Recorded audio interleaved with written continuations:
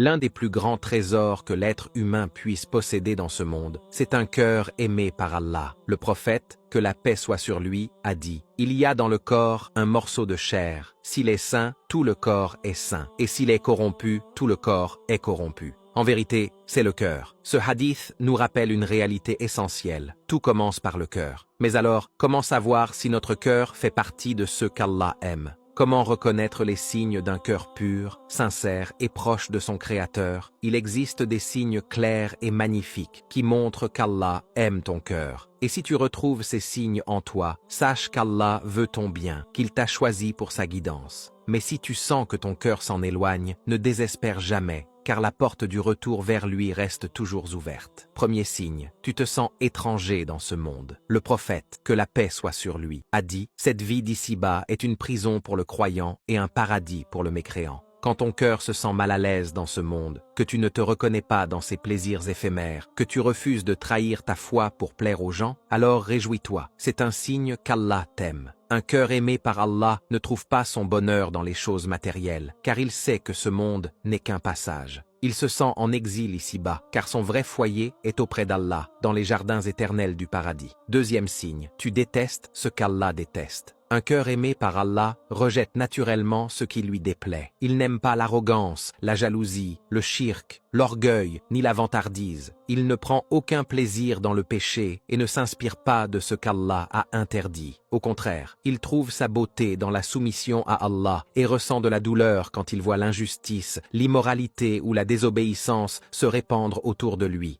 Un tel cœur ne s'attache pas aux apparences trompeuses du monde, car il sait que la vraie beauté réside dans la piété et la sincérité. Troisième signe, tu ressens du remords après avoir péché. Chaque être humain commet des erreurs, car nous ne sommes pas parfaits. Mais le cœur qu'Allah aime ne reste jamais tranquille après avoir péché. Il ressent un poids, une tristesse, un regret qui le pousse à revenir vers Allah. Le prophète, que la paix soit sur lui, a dit « Tous les fils d'Adam commettent des péchés, mais les meilleurs d'entre eux sont ceux qui se repentent. » Si, après une erreur, tu ressens le besoin de pleurer, de te prosterner, de dire sincèrement « Astaghfirullah », alors sache que ton cœur est encore vivant. Ce sentiment est un cadeau, car Allah t'appelle doucement à revenir à lui. Quatrième signe, tu trouves de la joie dans l'adoration. Un cœur aimé par Allah aime les actes d'adoration. La prière, le jeûne, le dhikr, la lecture du Coran ne sont pas pour lui des fardeaux, mais des sources de bonheur et de paix. Il attend avec impatience le moment de se tenir debout devant son Seigneur. Quand tu ressens une sérénité profonde pendant ta prière, quand ton cœur s'apaise en récitant le Coran, ou quand tu te sens honoré d'obéir à Allah, alors sache que ton cœur est sur le bon chemin. Car l'amour d'Allah transforme l'obligation en plaisir et la dévotion en joie. Cinquième signe, tu cherches la sincérité avant la quantité. Un cœur aimé d'Allah ne se vante pas de ses bonnes actions. Il ne prie pas vite pour cocher une case, ni ne donne l'aumône pour être vu. Au contraire, il se demande toujours, mon acte est-il sincère? Allah l'a-t-il accepté? Souviens-toi d'Ibrahim, que la paix soit sur lui. Après avoir construit la Kaaba, il a dit « Seigneur, accepte ceci de nous, car tu es l'audient, l'omniscient. » Le croyant sincère ne cherche pas à impressionner les gens, il cherche l'acceptation d'Allah. Il perfectionne ses prières, purifie ses intentions et veille à ce que chaque acte